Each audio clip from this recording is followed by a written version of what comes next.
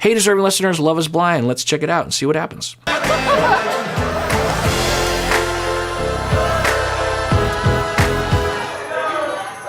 I feel like you're like very angry. I'm livid. You lied again. I didn't lie. You said I just liked the message and I ignored it. Yeah. And when people are in front of us, you're saying, well, no, So I'm worried. It also could mean that whatever we see here could be seen completely different the next day. You know, like if she goes off on him the next day, she could say like, oh, I was intoxicated, and you know, maybe a similar thing would happen, and he might see it differently, like, well, you know, she's pretty hammered, so I'm taking what she was saying with a grain of salt, as sometimes we should. But anyway, I should say that, you know, I took a break. I went upstairs, talked with my wife, and I told her where I was at. I was like, I was in the mode when I was in earlier about how I was feeling kind of disheartened, fairly disheartened by seeing Garrett lie, and he was one of the last bastions on this show for me, anyway, emotionally, Taylor included. And you know, Stacey and I were kind of going back and forth as well, not back and forth, but we're, you know, just like, oh yeah, and then this happened, but you know, but what about this, you know, that kind of stuff. And by the way, for those of you who are like, how come Stacey isn't in these videos more often, I have asked for many, many years, over a decade. And she's not shy as a person overall, but I think when it comes to this sort of thing, that's the best word for it, I think, and or just uninterested, really, which I can't relate to as a person that started a podcast 16 years ago when podcasts didn't really, and a YouTube channel 16 years ago when these things were not really a thing, you know? It's like, I'm about like, give me a microphone and I'll bug all sorts of people with my voice. And Stacey is just like the complete opposite, you know. And you know, we fit well together, I guess, in that way. But I know a lot of you are interested, and I would be too. If you want to follow us on Instagram or our Facebook page, there are occasional videos of Stacey and I just walking around doing stuff. She was in that colonoscopy video. She doesn't say much, but you know, she's interacting anyway. But anyway, I talked to my wife, and she was emphasizing something that maybe I didn't emphasize, and I was like, oh, maybe I need to emphasize that, is that in the very beginning, when we just happen upon in the edit their conversation as they're walking to the party, we do not know the circumstances as to why Taylor was upset. We know the broad strokes, right, that he at the time was saying he liked a text or DM from his former partner from 6.5 years ago.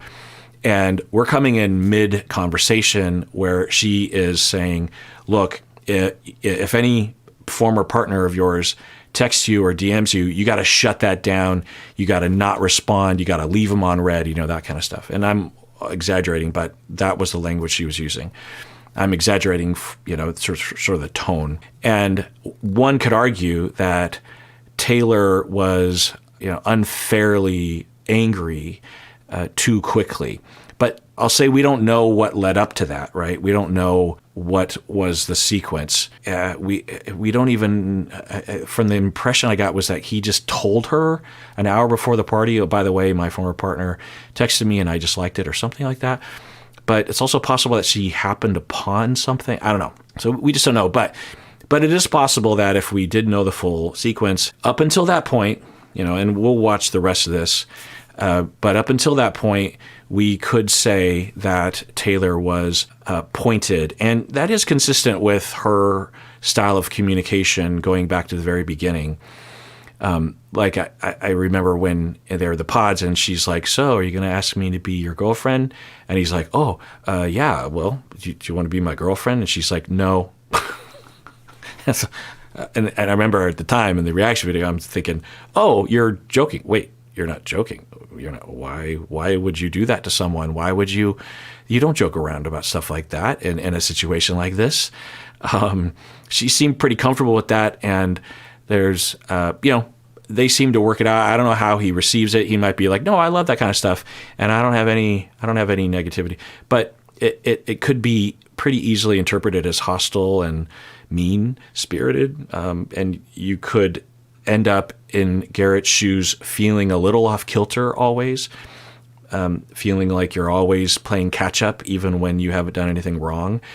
And it's possible that heading into that scenario where he gets the text or DM and he's already kind of on his heels, kind of like an abused puppy in a way, and reacts in a way that he wouldn't normally by like from fear, and isn't, and so normally he would just tell the truth, but he's been kind of broken down, and so he lies, obscures. And the other detail that I'm just realizing is on the sidewalk when they're talking about it, he was talking about this morning, but when they were talking about it with Tyler and Ashley, he was talking about last night. So I wonder if that's another obscurity, another thing that he's obscuring. Like he originally said it was this morning as a way of saying, oh, it was recently, it was today, it was this morning. But in reality, it was last night, which means he's been withholding it for a longer period of time. And, from the looks of it, there's a pretty good chance, unless we have more information, that the whole thing is completely innocent, right? What happened with Garrett. I'm going to take a guess and say that that's true. But, I've taken a guess with others like Tyler and Steven and others on the show. So I'm a bit, but I can't apply that to Garrett. So, if I just, but that's second. So in the sidewalk conversation, we might say, okay, because we don't know what's going to happen in the future. We might say Taylor's being a little, extra in this situation. But the thing that I'll say also that I think I said at the time was the conversation that they had on the sidewalk. Taylor, overall, if you just look at the overall conversation, she was coming across pretty pointed, but the overall vibe that she had was one of flexibility and one that meant that she wasn't actually that upset about it. I guess I'll just very briefly give another version of what she could have said. And she might have actually said this before the camera started rolling. I don't know. But she could have said something like, so when I found out about, when you told me or when I saw whatever, this is what happened for me. And this is a good guideline for y'all in any situation, for the most part. When it comes to parenting, there's a lot of caveats to this, but let's just talk about romantic relationships. And I do this all the time. I do it romantic. I do it with my wife. I do it with my family when I'm at my best. I do it with people at work. I'll even do it with clients.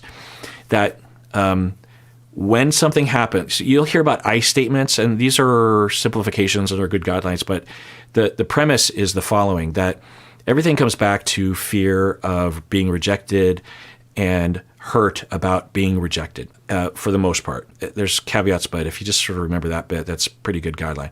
And so you say, okay, I saw that thing, or you told me that thing, and now looking back, I'm realizing that in that moment, I had this fear of you rejecting me, not only necessarily just cheating on me, but also just like a weird feeling like you're keeping something from me, or you're not as dedicated to me as I was hoping or thought you were. And I have a history of being cheated on, and we all have histories of abandon or, at least rejection in life. You can't get away from that. And so, and I don't really know you that well. I mean, I feel like I really know you. I mean, that's why I want to marry you. But, we haven't had a lot of time together. And so when little things like this happen, it's amplified. If something like this happened 10 years from now, I'm sure it would be minuscule, but it's like I've known you for a month, and I've my parents are kind of rattling around in my head, like, do you really know this guy? Anyway, and so when that happened, I had this fear that I can't really put a finger on what it is, but I know that I was afraid. I think I was afraid that you're going to leave me or reject me, or something was happening, or there's nefariousness or something. I don't have any reason to believe that you're doing anything nefarious, but that was the worry. And I was also kind of hurt that you didn't tell me right away. And not extremely. I wasn't extremely afraid. I wasn't extremely hurt. And this is me. This is all me potentially overreacting. But I'm just telling you, that's what happened for me. And then she doesn't have to say, and therefore you need to, the next time this happens, you need to shut it down. He might have volunteered this. And he might have said, oh, well, and so it's more vulnerability from her rather than barking at him, right? And then he would feel like, oh, okay, I could see that. Oh, I'm so sorry that I put you through that. To be clear, that there's nothing going on there. And she would say, yeah, it's not really about that. It's just more about just general withholding of information. I want to feel like if there's something important that you would just tell me right away. And, is there something that I'm doing that is making you feel unsafe to do so? It's a conversation. And then he would say, you know what, the next time this happens, just to reassure you, I'll shut it down right away. If she texts me again, I'm going to immediately tell her, or you know what, I think I might even just block her, or whatever. I don't know what the right answer is, but he would step into that space. That's the magic place, the perfect configuration in a relationship, and both people have to tango here, is one person says, ouch, that hurt, or ooh, what you did worried me. And the other person goes, oh, I don't want you to feel that way because I care about you and I love you. I will now adjust my future behavior, and you can trust that I will do that, and I'll make up for it in this way right now. And then the other person is like, oh, and then this person says, ouch, that hurt. And the other person says, oh, I forgot that hurt your feelings. And so I won't do that again. All one person is doing is going, ow, or ooh, that scares me. And the other person volunteers. And you don't have to ever tell your partner, stop doing this or start doing this. All you have to do is go, ooh, and your partner says, oh, I won't. I mean, they'll probably do it again, but there's evidence that they're trying not to do it, or they're doing it less or with less intensity, or they're quicker to recover or something. That's the zone that you want to be in. You don't want to be in a zone where you're barking at someone or you're telling them what to do, and you have to lead the horse to water. So she could have been more constructive with that kind of tone. And so I'll say this, that as a systems thinker in family therapy and couple therapy, we learn systems theory, and it's way more complicated than it's often discussed or taught or considered.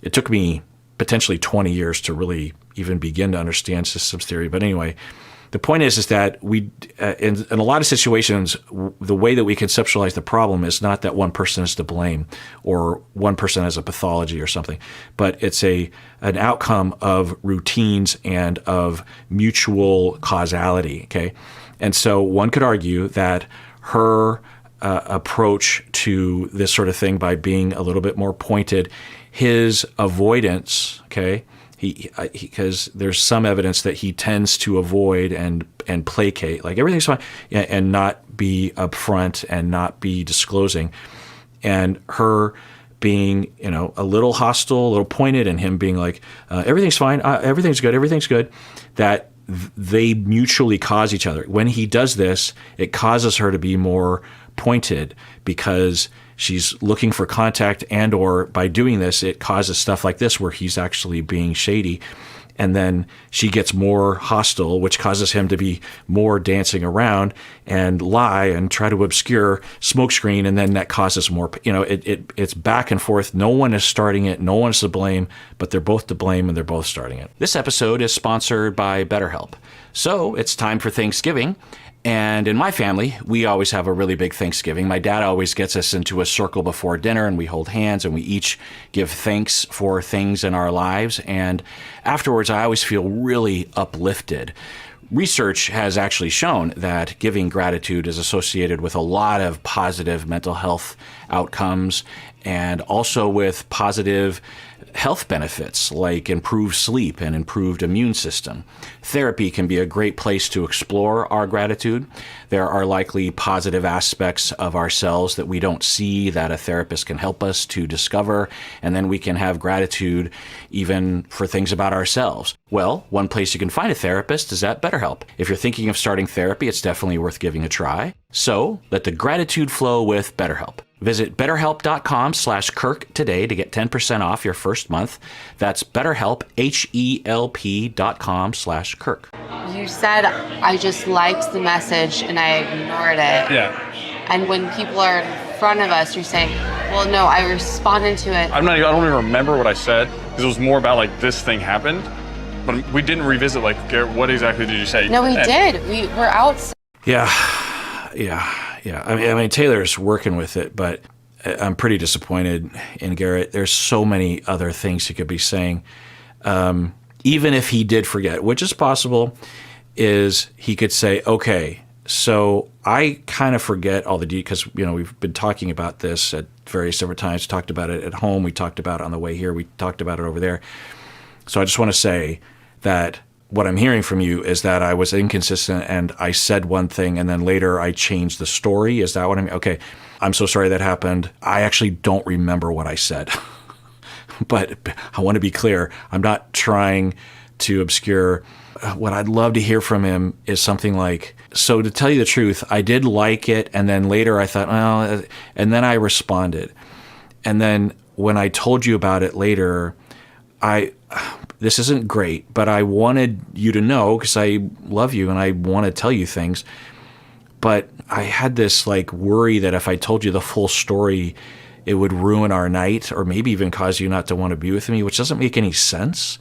But I, in the moment, decided to tell you the general story. But if I think about it, I was obscuring, maybe lying by omission. I don't know. And then later, when we were talking with Tyler and Ashley, it just sort of slipped out. And I thought, well, you kind of said that you responded, and so now you have to like tell the full story. Not because I'm like actively trying to lie, but the first time I told you, I just thought in the back of my head, I thought, well, I just need to know the whole story, and it's 6.5 years ago. What's the big deal?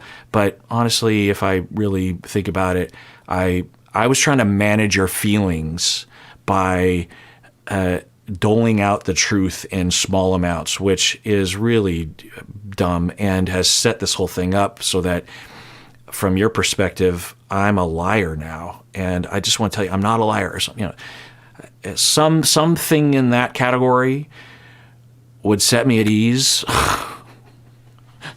Maybe I'm just over-identifying with my Happa sister on this show. I don't know. And I said, you liked it. I think that's weird that you just liked it and you left ambiguity. And then you didn't respond saying, like, shutting it down. I don't have to go through your phone. I know. I didn't pause to think, let me tell you, like, Exactly. So she's laying it out really well, and she's not flipping out. She's holding it together. She's giving him a chance. All he has to say is just 10% of what I said earlier, Also, we're hearing that he hasn't handed over his phone, which is fine. He doesn't have to, but if there's nothing to hide, it certainly would help. Now, he could argue, well, I have my entire texting history over the past 10 years with this ex, and I'm not sure, or I looked at my phone while I was in the bathroom, and there's text going back many years, and if she just starts scrolling through, what am I going to do? Say, don't look, and then it makes me look guilty?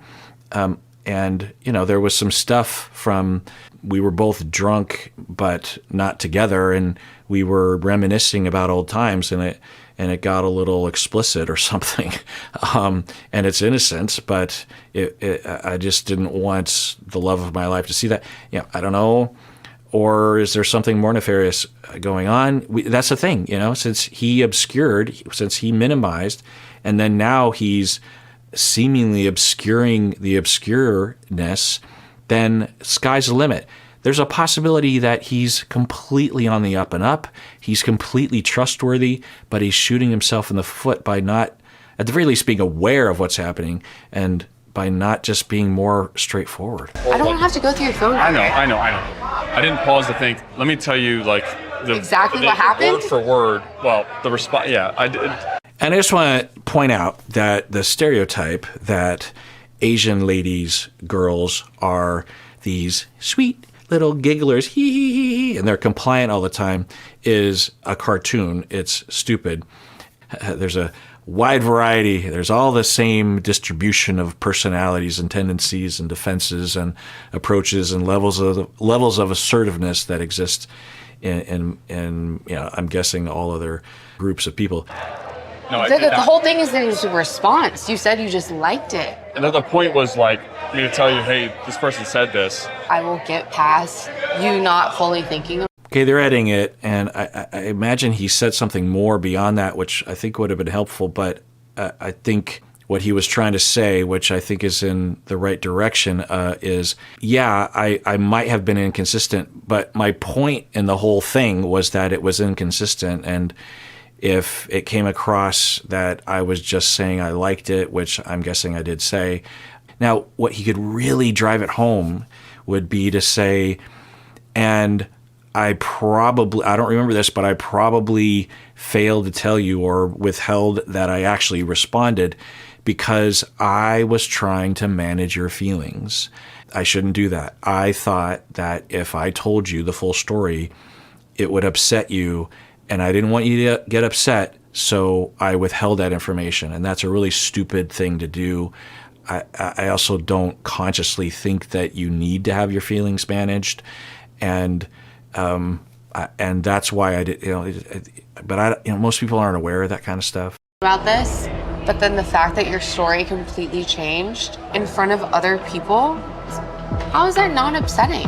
But you're saying like there's a difference between just liking it and actually responding with words. Like I didn't think there was a difference. Yeah, that's not what she's saying.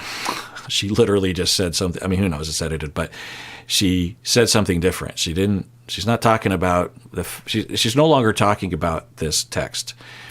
She's talking about you having lied. As simple as that. And it was revealed when you said one thing and then half an hour later you gave more information that was likely withheld originally because you didn't want to tell me. I think I've given role-played versions that it could be helpful even for her to just think about and communicate to him of, look, Garrett, you're not in trouble, and I don't think that you are cheating on me. That's not what I think is happening here. I'm focusing on how you originally said you liked it, and then we could be talking about you having gone to the grocery store, or you received a text from your mom or something. It doesn't really, or your dad. It doesn't matter what we're talking. The content. The thing I want you to focus on is that you originally said you liked it. We talked about that a lot, and then later more information came out. So you withheld information on purpose from me for some reason, and that to me is lying by omission, and that scares the shit out of me because I'm about to marry you. And if you have a tendency to withhold information or lie by omission, then everything is called into question. That's what I'm talking about. I still think he would not really know how to respond to that. That's why they need a therapist. How is that not upsetting? But you're saying like there's a difference between just liking it and actually responding with words. Like I didn't think there was a difference there. And I'm sorry, and I missed that detail. I apologize. Those are facts. Those are not details. Yeah, and another sort of angle that he's going on right now is I don't know if this is what's happening, but it's kind of coming across like he's being passively critical of her. Because if you just look at what he's saying, he's like, look, I didn't realize that you drew, I'm exaggerating and I'm reading into it, but I didn't know you saw such a big difference between liking something and responding. Like you're nitpicking I don't know if that's what he's saying. I imagine that's what he's thinking, given what he's saying. I want to be very fucking clear. We're the same thing. Those are facts versus details. Okay. Liking something passively is very different than being like, I am actively responding to something that you know. Yeah, anytime you're explaining something obvious to your partner, something has gone off the rails. I don't know if this is going to correct this scenario, but this is very differentiated of her, very smart of her, even though I believe she's a little intoxicated. So, I mean, they're both very smart people, at least in their fields. It's hard, but I don't know. I think they're also pretty smart in emotions and relationships thus far. Anyway, yeah, anytime you're explaining something extremely obvious, because what she's saying is, yeah, your thesis is that you were blowing her off or you weren't really getting into it with her. That's one, okay. and you're saying that both times you told the story, that was the theme. Okay, I'll agree with you. But we're talking about facts here. Originally, you said you just liked it, and then later you told a long response that you gave to it. Those are, I mean, what she's saying is, those are facts. That's not vibe description. That's not a thesis. And those were different. Was significant to me. That's not a difference there. Is there a difference? No, there's not. Like, Yeah. So we'll see how they recover the next day. Every couple, particularly in the beginning when you're figuring out each other and you don't really trust each other, you're going to have conversations like this. So far, this is below a certain threshold that I would get pretty worried about. So I guess I'm just hoping that they give each other the silent treatment for the rest of the night. They wake up in the morning, they sort of grumble, they have their coffee, and they go, so we're going to talk about this, and they talk about it, and they work it out, and we get to see it. I hope that's what happens. There's literally a the details are the facts of the situation. So I guess we have a difference between like what facts and details are, which like. Yeah, they have crossed the Rubicon. They're not having a conversation. They're not working things out. It's just the two of them frustrated and cross-talking and being at least mildly hostile, not in an extreme way, but there's no. And I understand where she's coming from, but I would just come at it from another angle. So here's a little tip: if you're in either shoes, really, so we can ask a question from either position. I'm getting hostility, or I'm getting pushback, or I'm getting criticism, or I'm getting conflict. What is the fear? I want you to, every time, the last, stop the video and ask this question to yourself. The last conflict you had with your partner, ask yourself, what was my partner afraid of? If you have an answer to that and it explains where all the weirdness came from, then you're good. If you don't have an answer to that, then your journey begins. Because in all likelihood, the annoying things about your partner, particularly in this category, have always been fueled by some sort of fear. Now, that fear might be rational. It might be irrational. Usually they are somewhat irrational, maybe completely irrational. And those irrationalities are based on their histories, on their relational traumas. So you can pause the video, you can think about it. You can also just think about for yourself, like the last time I was really upset at my partner, what was I afraid of? And it's almost always afraid of rejection, but there's different colors to it, different details to it. So if we ask ourselves, what is she afraid of? And you can pause and think about it for yourself as well. Because this is another one of those practice makes perfect thing. The only reason why I can explore and even know to ask this question is because I didn't emerge out of the womb with this question. What's my mom afraid of? I've learned this the hard way sometimes.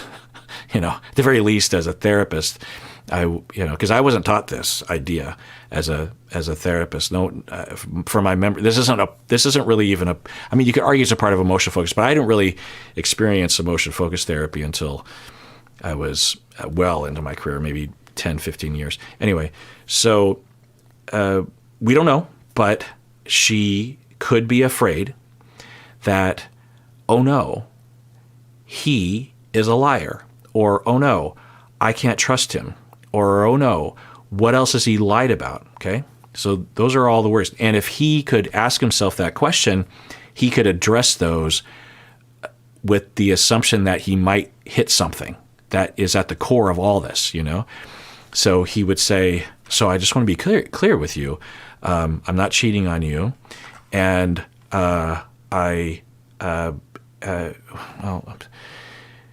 it's just hard to reassure her unless you demonstrate. So, maybe if he had the answer to the question, like she's afraid that I'm lying to her and I'm a liar, or I can't be trusted, maybe generally speaking, whether that I'm a liar or I'm an inconsistent narrator or something. So what's going on? And then that would lead to another question, like, what have I done to cause that? And why am I doing this? And I guess that would be the sort of perfect situation. For her, she could ask the question too. What is he afraid of? Who knows? I'm guessing he's afraid that he is going to be seen as a liar and that he is going to be rejected and he's going to lose her. And that is causing him to say, smokescreen, nothing to see here. I'm not lying. It's all you. I mean, he's not saying it's all you, but it's kind of implied. At the very least, he's saying there's nothing happening here. I didn't lie. It was insignificant, and that's what happened. So then she could address that by saying, so let's slow down and let me try to take a deep breath and let me reassure you that I love you and I don't have any plans to leave you. And to tell you the truth, even though this is happening, I think of you as a trustworthy person, as a good person, as a person who tells the truth. And I don't understand why this happened, then this happened. And I would like to know why that happened. Were you afraid? She could ask that. When you originally said, just hypothetically, when you originally said that you liked the text, is there a possibility that you were afraid that if you told me the full story that I would get even more angry at you or that I would reject you? I mean, is that possible? Maybe that would lead down a road. I don't know.